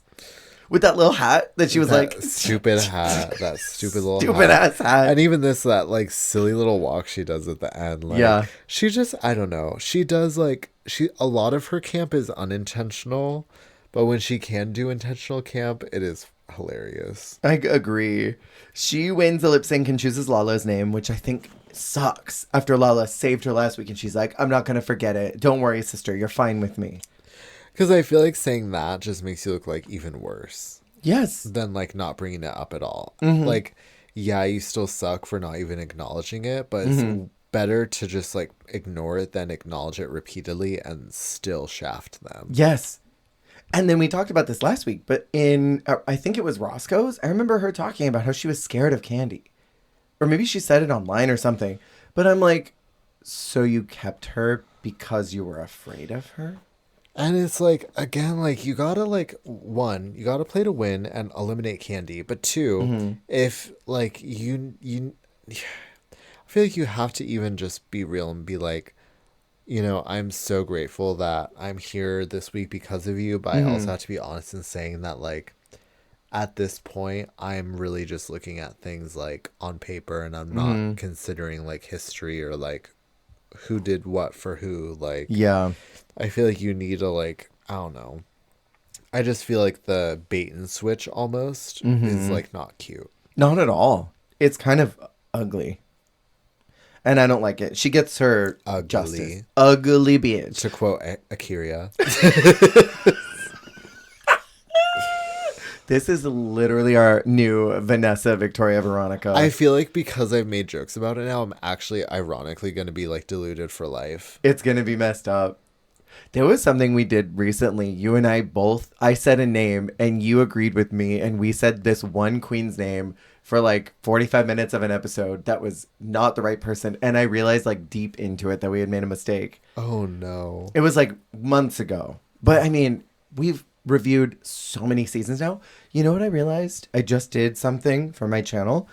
I have talked about 25 seasons of Drag Race in 2025. Wow, that's so cute. Isn't that crazy? Technically, a couple of them were only for my YouTube channel and not for the podcast. But I want to say like we reviewed like 17 or 19 seasons. Wow. That's a lot of Drag Race that we've talked about this year. Yeah. If we keep up this schedule, it'll be a lot less next year. But we're also getting into that point where it's like we're about to hit a really hard wall of like Drag Race slows down in production, which I'm not mad at. The next episode, the last one we're covering for today is episode 9. Carson Kressley, this is your gay life. I kind of love it. What do you think about Carson getting a roast?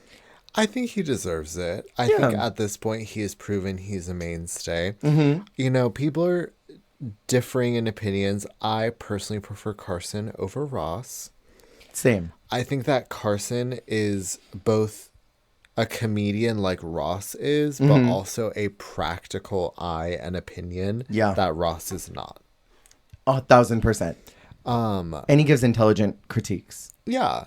And I think that he works for the show because I think is a better alternative to that role than Santino ever was, because I think he gets RuPaul's references more, and I think he scratches that itch more of like he gets certain like viewpoints and references and vibes and aesthetics that are inherently queer and like over the top and like weird and like very specific, and I think he gets that. Yeah. Beyond just like someone who like appreciates like fashion or looks. And he's like surprisingly funny. That improv challenge in Canada's Drag Race, and he was bantering with the girls, he was surprisingly funny. He's funny. Well, and also that's the thing is he is not new to this. Like he has been in front of a camera so much. He's always also had to be quick and like, because even shows like Queer Eye, like what he was doing, like that does take like that is almost improv completely. Like it's real people, it's real lives, but like you have to be sharp and like you have to always be ready and off the cuff, and like I feel like he's just always been good at that. Yeah. You know what he was not ready though for? Canada's Drag Race, because the way that his face grimaced so hard when Dulce came out last week in that draped whatever bullshit, and the week before when PM came out in that bullshit, and he was like, so have you taken sewing lessons? And PM's like, yep, I know how to sew. And Carson just was like, oh, okay, well, never mind. He's used to stipends. He's not used to the realness. Not at all. He was not ready, but I still am obsessed. I'm so glad that he got one because everyone else has. And he deserves it. And I also loved how like his was formatted, and like his co-star coming out. Yeah. Like post like. Okay, because also this confused me in the timeline. Mm-hmm. So Secret Celebrity Drag Race has already happened. Right. What, this year? Mm-hmm. Makes sense. This one is 2023, I think.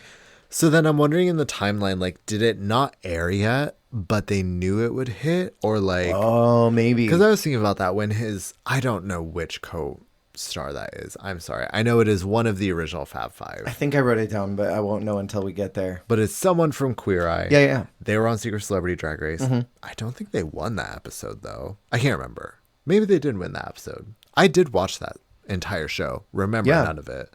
I watched season 3, I think. There's a third season. Oh, maybe it wasn't a third. I watched one of them. I watched... Well, yeah. Oh, whoa. There was a second season. Okay, whoa. No, okay. We'll get there. But yeah, that one... Because that was the format where it's like 3 girls, they do a challenge. Yeah. I feel like it hadn't aired yet. So did they just feel like, well, we know this will do well? Or like, I don't know. Perhaps. It was sort of like they knew that it was going to happen eventually and it would line up around the time the Drag Race would air. But yeah. Anyways, I thought it was cute that the set was special, the name of this episode was special, and that their former coworker got to come out post Secret Celebrity Drag Race in their drag character and also roast them with a bunch of jokes that were written for them. Totally. You know what? I just had another big brain moment. That AI alien meme that I was talking about earlier, the like blue, the universe just unlocked. Yes. The last time that there was a roast for one of the panelists that was not Michelle LaRue was the Ross one. Yes. In season 9, where Michelle was in the bottom. Wait, no, that was the roast of Alexis Michelle. Nope. Was was the roast of... Was that Michelle? I thought that was the Ross one. No, because I wore your favorite color, girl. That's right. Never mind. I completely lied. Who roasted... Did Valentina... No. Who was the Ross roast? No, I'm thinking because Valentina told Ross that he was like a hamster. She wanted to stick up her butt or something. Yeah. It was a Ross roast, wasn't there? There was a Ross roast. I totally just lied. Never mind. The universe did not unlock. It's okay. I think it may have been. We're going to lock it back up for now. Locktober. Locktober. We're locking it up. Master has my... to quote Sasha. Please. So Alexis claims that she had nothing to sway her decision. Nothing. Not even Lala saving her. The room pretty much all voted for Lala, which is also wild to me. I hate it here. Lala literally had a win last week. I don't understand what this whole track record thing is. If your only win was in episode 2 and you haven't had a win since then, and someone was low and then kept getting better and then got a win recently, does that not mean that your track record is better? Right. I don't get it at all. And I think that Lala should have sent home Alexis a while ago. What do you think about the fact that it's still top 4 and we are not at the penultimate episode? Is that not insane to you? Because it's like, can this season just end? Right. Can it just be done? No one wants the season to keep going at this point. I think all of us were over it. And the thing that is funny to me is I remember a lot of people at the time saying, oh, well, maybe they just want the most amount of queens for Fame Games. And I would have bought that if the Fame Games weren't rigged. That producers selected 2 people to be the ones to vote for. Imagine a season that ran like this, but it was All-Stars 2. Where like the top 4 had another challenge. Roxy got eliminated. We had a Fame Game. And then like a makeover. And then it probably would have been Katya out. And then it would have been Detox versus Alaska in the top 2. That is crazy. Hold on. Let's rabbit trail here for a second. Because this is a really inconsequential episode. So All-Stars 1. Who are the top 2 that it would whittle down to? Because we're maybe thinking, or I'm thinking, it's probably producer choice. And they're going to whittle it down to who they wanted. I think it still would be them 2. Chad Raven. If not, it would have been Chad Chanel. Oh, maybe. But I think it still would have been Chad Raven. If someone had to go home in Dancing on My Own, I think it probably would have been Juju because she lip synced less. So then the next one, probably they would have gotten rid of Chanel. I think they were itching to get rid of her. For All Stars 2, Detox Alaska probably.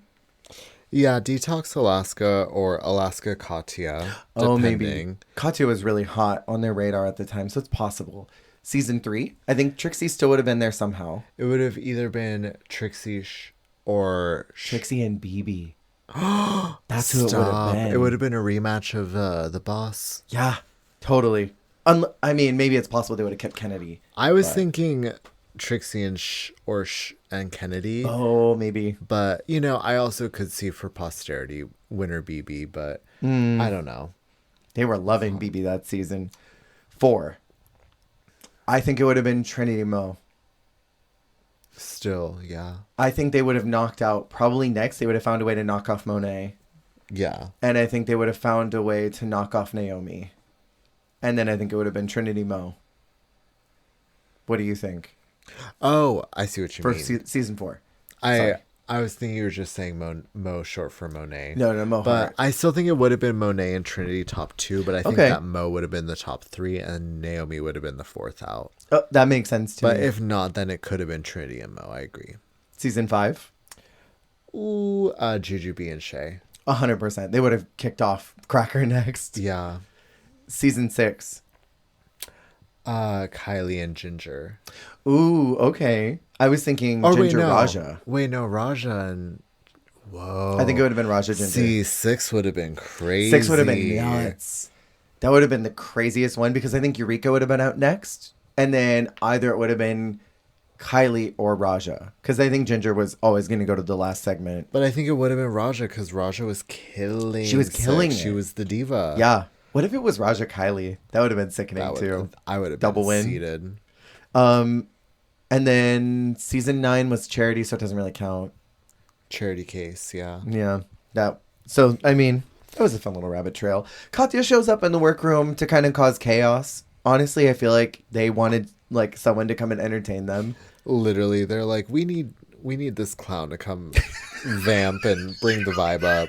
Call in the clown. We need to entertain these sad, broken divas. Yeah. Make them not want to leave anymore. I wonder how many of them wanted to leave today. The guest judge is backstage waiting to tell her jokes throughout all of this, which was very odd to see. Them not be present for the main challenge, but then be present for the runways. Yeah. Alexis is first in the lineup for this roast. Stop. Wait. I am just now reminded of something I need to show you. Oh, tell me. Now, people at home, you can play along. Okay. If you go to YouTube and you pull up the roast, there's the jump ahead suggestion. When you start the video, the jump ahead skips Alexis's part and just goes straight to Jessica.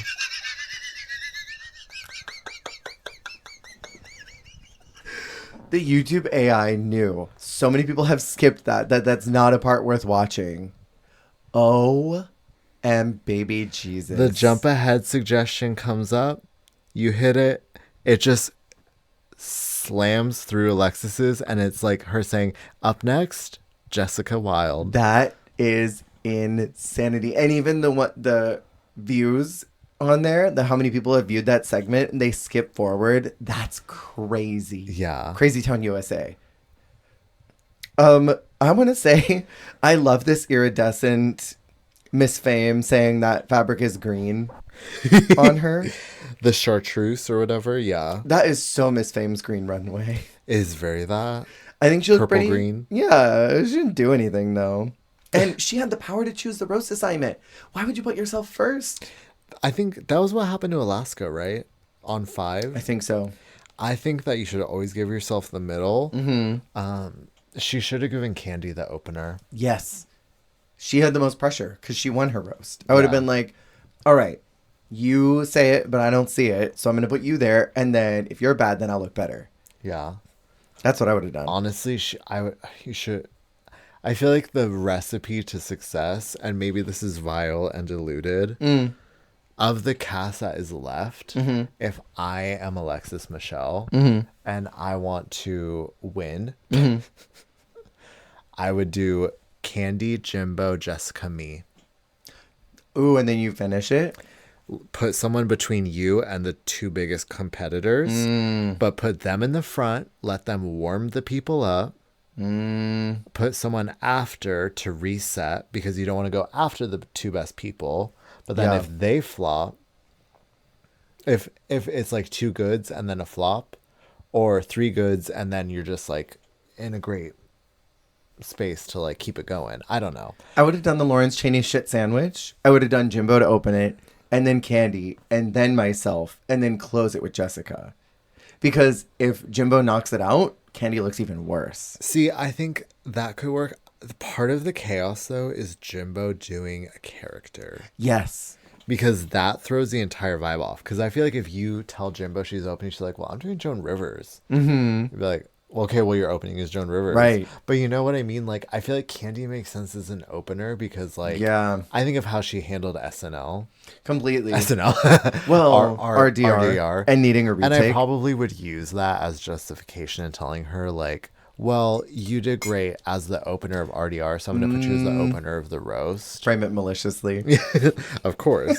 There are dark-sided people all around us. All around us. Just look in the mirror. And you will see. What is that quote? You look into the pit of darkness and you'll find... Oh, when you look into the void looks back at you. Right. Or whatever. Yeah, that one. Jessica's second. I loved her opening line. Hello, beautiful people. And Michelle Visage. I was literally locked in. Honestly, she killed it for me. Winner. She was so funny. I thought she did amazing. Her charisma, uniqueness, urban talent. Literally I was trying to think of which thing was the funniest because everything she said was funny. But when she was to Carson, like, as of now or like being here, like I haven't seen any of your stuff before. But after this, I'm definitely not going to see any of it. Brilliant. Carson has he should be competing here, not a judge, because he behind his stiff face, he's full of charisma. He has uniqueness because no one wants to look like him. He has the nerves to participate in Dancing with the Stars, and he has talent to make us believe he has talent. Diva. Brilliant. God, she was so good. And then introducing Candy as the bulldog with extra blush. Hateful. Shut up. That's so good. Hating her heart. Hateful and psychotic. Candy is next, and she stole Gottmik's hit song joke about Michelle. Crazy. I was already turned off at that moment. I'm like, not you taking Mick's joke. She was doing that like friendly MC thing where they just say like bitch a bunch of times. Yeah. And they're like very like friendly. They're like, bitch, she said this, and it was like, but like, where it's just like, look at that big bloated bitch in that box.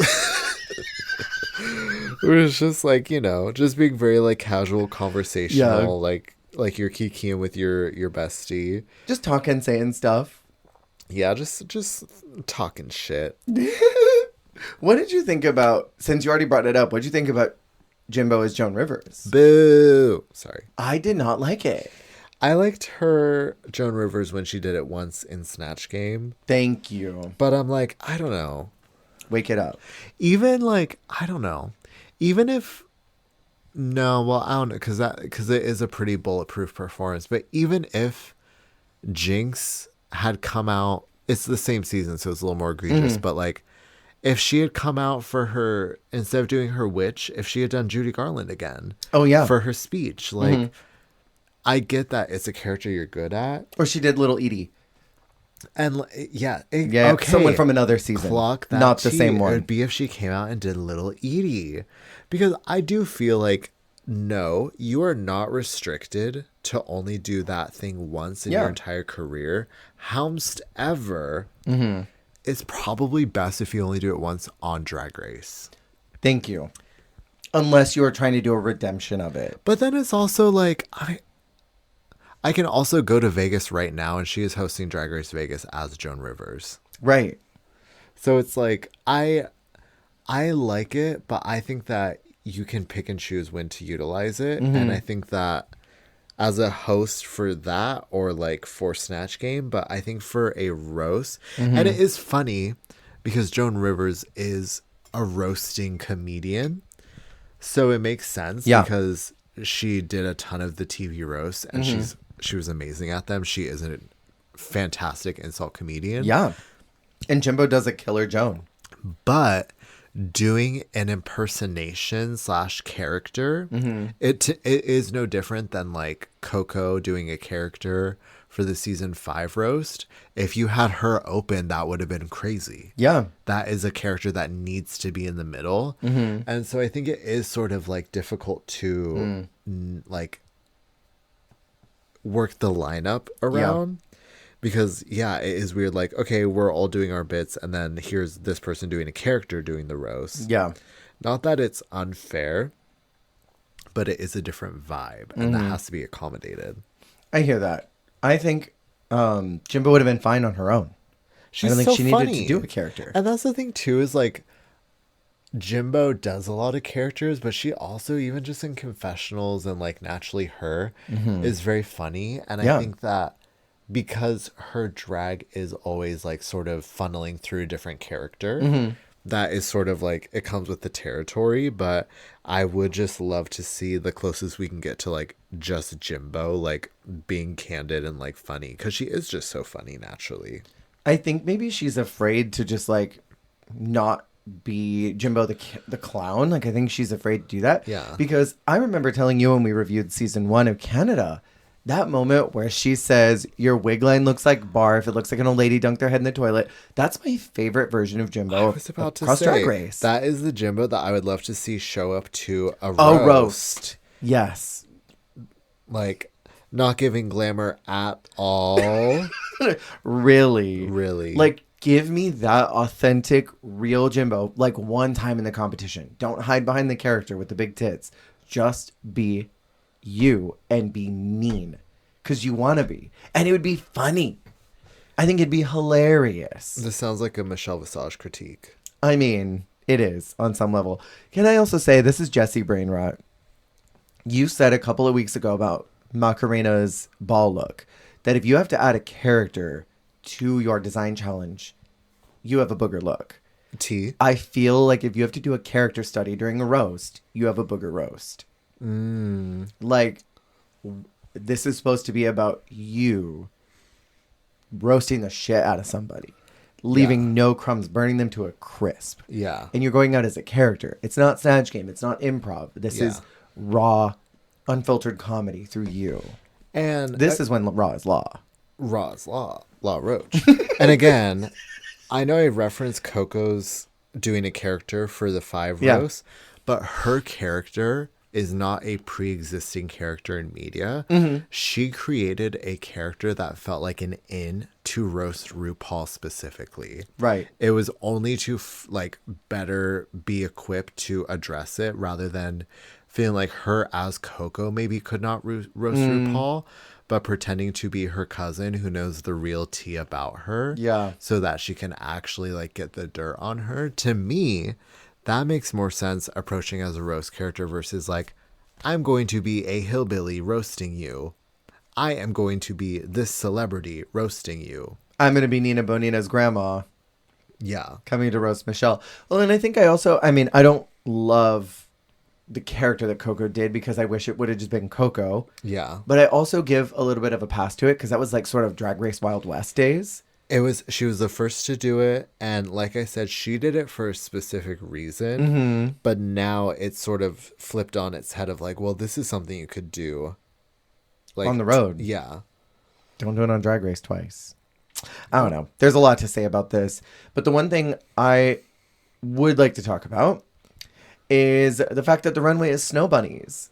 The week where Jimbo is in the most in her element and the runway category is snow bunnies.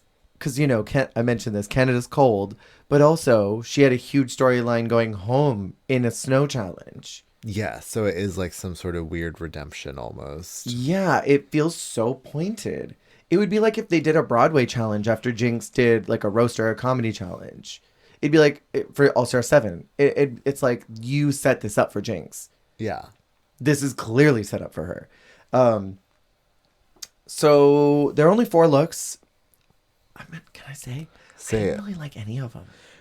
I mean, that's so real. And it's funny because this happens a lot in All Stars. We get to the top 4, top 5, and it's like all the looks are kind of lame. Yeah. But I think that's also an All Stars issue where Yeah. usually we get a really boring runway like snow bunnies right before the end. They probably thought this was an early season runway.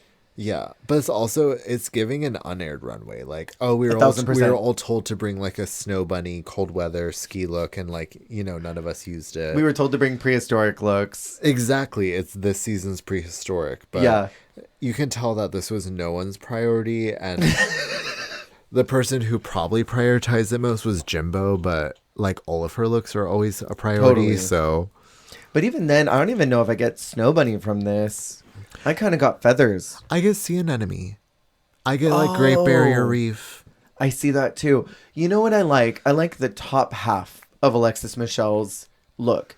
That sort of like Santa snow elf that is like a foreskin hood. Yeah. I kind of like the top of it, but I don't like that it's a cat suit. I don't like that. Honestly, my favorite's probably Jessica's ?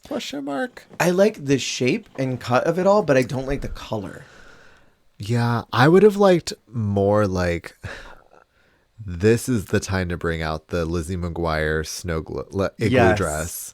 Like, give me Borrow it from that. Ariel Versace. Like, give me like that kind of vibe, or like, I don't know. I would even take like an Arctic camo, like fantasy, like, I don't know.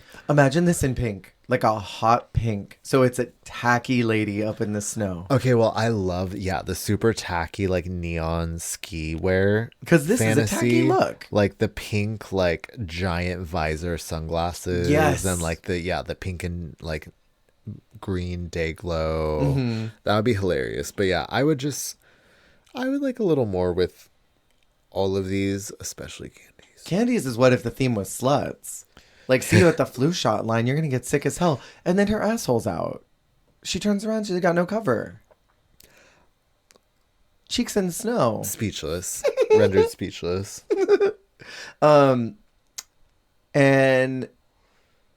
Jimbo's called as the winner, and the other three are in the bottom. Which again, it's interesting that it's the week that Jimbo's in the top that everyone else is in the bottom. But we didn't do this week before or the week before that, like normal All Stars does, where starting at like top 6, everybody's in the bottom. Yeah. There are no safe curls at a certain point. It's kind of infuriating. A little pick and choose. Yeah.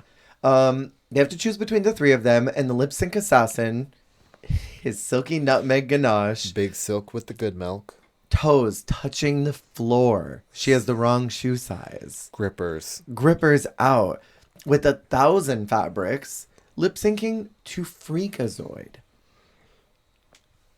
Rigged. You're going to bring Silky Nutmeg Ganache, the lip sync diva of All Stars 6. The lip sync guru. The lip sync guru. And then make her lip sync to Freakazoid. This is another T-ball moment for Jimbo, and she dresses up in one of my personal stages of hell. Like when I die and I'm tested and my might is like weighed against the gods, and they're like, if you can survive these challenges, you will make it to the next layer, and if you survive all 7, then you get to go to the pearly gates. It would be Jimbo going, "Oh wow," and I can't cringe. And I would not make it through layer 1. I would not even make it. This is like so uncomfortable for me. And Ru is like Coco Melon brain, cackling at Jimbo, looking a fool the whole time. Silky is trying her best to dance through all this, like kicking her leg up, doing her like her windmill arms. Trying to do her usual guru antics. Do you have any thoughts on this lip sync? No. Great. Not really. Me too. When Jimbo says that she picked Alexis, have you seen the meme, "The evil is defeated," and it's that little girl? Yes. That's the same energy that Jimbo has. It's literally the same energy.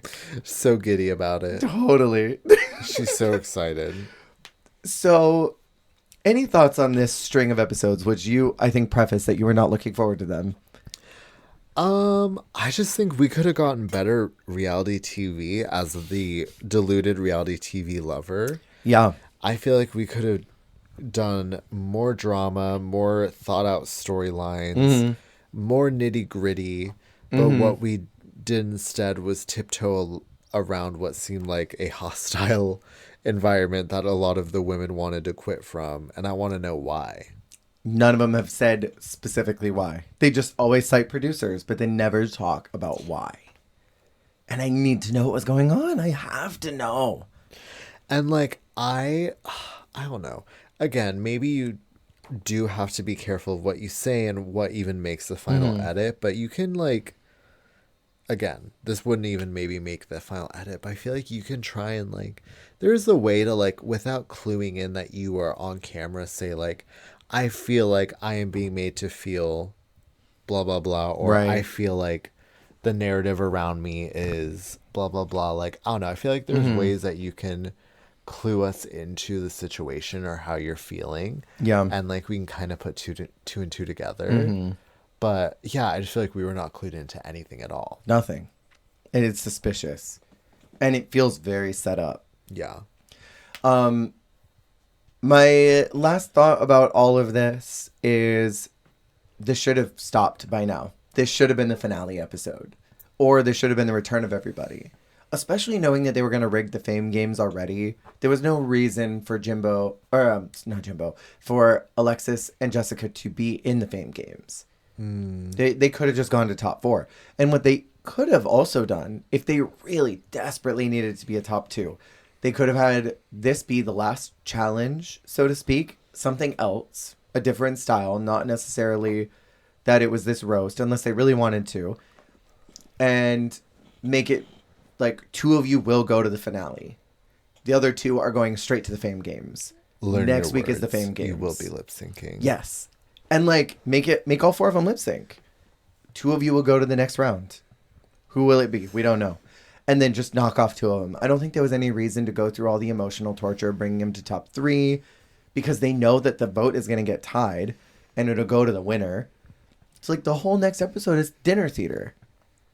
Because like in what world? Like unless Candy wins, she has to choose. If the lip sync assassin wins, Candy still has to choose.